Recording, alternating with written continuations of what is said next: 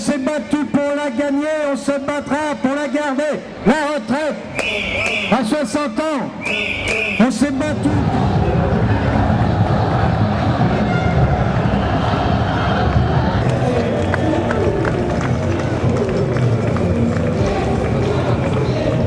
La JOC, c'est la première organisation nationale de jeunes apprentis, de jeunes de lycée professionnel, de jeunes précaires.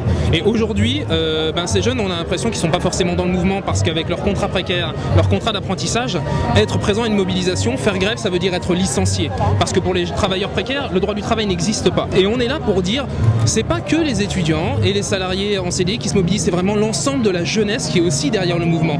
Il y a une grande crainte pour leur avenir, mais il y a surtout une grande rage qui naît. Ces jeunes, ils ont été maltraités. Et ils sont maltraités depuis le début du gouvernement et depuis le début de la présidence de Nicolas Sarkozy. C'est des jeunes qu'on a traités de racailles dans les quartiers populaires, c'est des jeunes à qui on a proposé des contrats précaires, de plus en plus précaires, sans perspective d'avenir. C'est des jeunes à qui on fait clairement comprendre qu'on ne les écoute pas, ils ne comptent pas. On est déterminé à aller jusqu'au bout, à pousser un maximum de jeunes encore et toujours à s'engager. Ces jeunes, ils prennent des risques, on est là pour porter leurs paroles et on ira jusqu'au bout parce que eux, ils vont jusqu'au bout.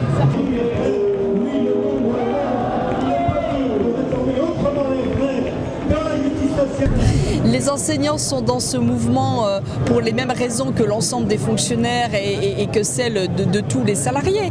Ils n'acceptent pas le projet des réformes des retraites qui veut les faire travailler plus longtemps et qui va à terme diminuer le niveau de pension qui baisse déjà avec les réformes de 95 et de 2003. Donc ils sont là pour dire qu'il y a d'autres propositions possibles pour construire une réforme des retraites qui soit juste, solidaire et qui soit pérenne. Et ils sont là pour dire qu'il faut un vrai débat de société, qu'il faut retirer ce projet pour pouvoir discuter d'une autre réforme. Souffler le chaud et le froid, dire à la fois c'est une réforme de grande ampleur et dire dans le même temps on ne peut pas en discuter puisque c'est nous qui avons la vérité et donc ça ne discute pas et vous n'avez pas bien compris et vous avez tort, c'est irresponsable. Mais c'est irresponsable à la fois sur le débat des retraites parce que ça ne permet pas de construire une réforme qui soit juste et efficace, mais c'est aussi irresponsable vis-à-vis de l'ensemble de la société. À la fois c'est un déni de démocratie et c'est à terme, je pense, contre-productif pour créer aussi et pour construire d'autres réformes qui seront nécessaires.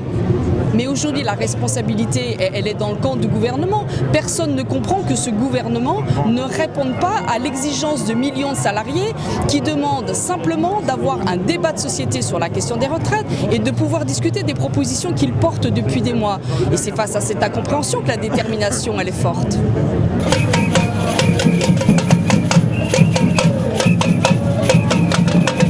Je me souviens en particulier de 95, nous n'avions pas l'assise interprofessionnelle que nous avons aujourd'hui. Et on parlait même à l'époque, chacun s'en souvient peut-être, de grève par procuration. On était plutôt dans un mouvement où il y avait quelques professions très engagées que le reste de la population soutenait. La grande différence, même s'il y a encore beaucoup à gagner dans l'engagement aujourd'hui, c'est qu'on a un mouvement très ancré sur une base interprofessionnelle. Tout le monde y met du sien, avec des formes d'action adaptées à son secteur, à son rapport de force, à ce qu'on peut faire en termes de pouvoir d'achat, parce que ça compte. Et c'est donc aussi ça qui permet une grande détermination renouvelée aujourd'hui.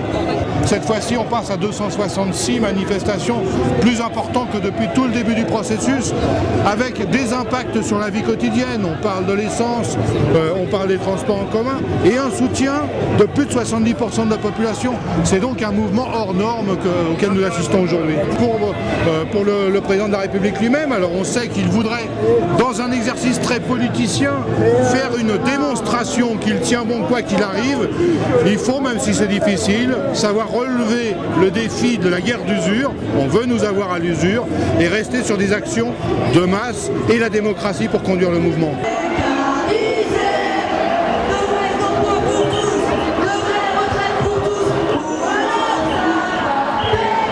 Écoutez, nous avons plusieurs raisons. On a plusieurs raisons aussi importantes les unes que les autres. Un, évidemment, la question de la réforme des retraites. Parce que, par exemple, pour les infirmières, nous sommes en attente là d'un résultat même d'une victoire parce qu'on nous avait fait un chantage. Soit on partait à 60 ans à la retraite en étant en catégorie A, c'est-à-dire les cadres, soit nous restions en catégorie B et et nous partions à 55 ans. Vous voyez, c'est un chantage terrible. En ce moment, on tient avec des heures supplémentaires. Il y a certains services que si on continue, si jamais on refiscalisait par exemple les heures supplémentaires, on les fermerait. Voyez un peu dans quelle situation on est. On a des fois 2 infirmières, une aide-soignante et des fois même une infirmière et une aide-soignante pour 30 malades. C'est-à-dire c'est devenu un truc qu'on ne pouvait même pas imaginer il y a quelques années, voyez, qu'on est en train de crever quoi les hôpitaux. On est en train de crever et on ne peut pas soigner la population et on ne sait pas comment alerter la population parce qu'on a besoin d'elle. C'est qu'on perd de plus en plus de personnel et je vous parle que du personnel soignant parce que si je vous parle de personnel administratif, technique et généraux, tout ça est privatisé, tout ça est externalisé et ça coûte des fortunes, vous voyez. Mais là peut-être, on espère qu'il y aura une prise de conscience à travers ce vrai problème de la réforme des retraites qui pour nous va nous toucher tous parce qu'on prend encore l'argent des retraites de nous tous dans la poche des mêmes. Jamais à la télé on dit qu'il y a une autre possibilité de réformer les retraites. On ne dit pas qu'il ne faut pas les réformer. Mais bon sang, j'ai appris qu'avec 100 000 emplois, on pouvait avoir 2 milliards. Vous imaginez si on taxe les revenus financiers, si on fait cotiser les patrons comme nous, pas plus, comme nous, on aura des milliards aussi. Et si on taxe les stock options et tout ça, l'argent, il y est. Sauf qu'il faut avoir le courage politique d'aller le chercher, rompre le tabou.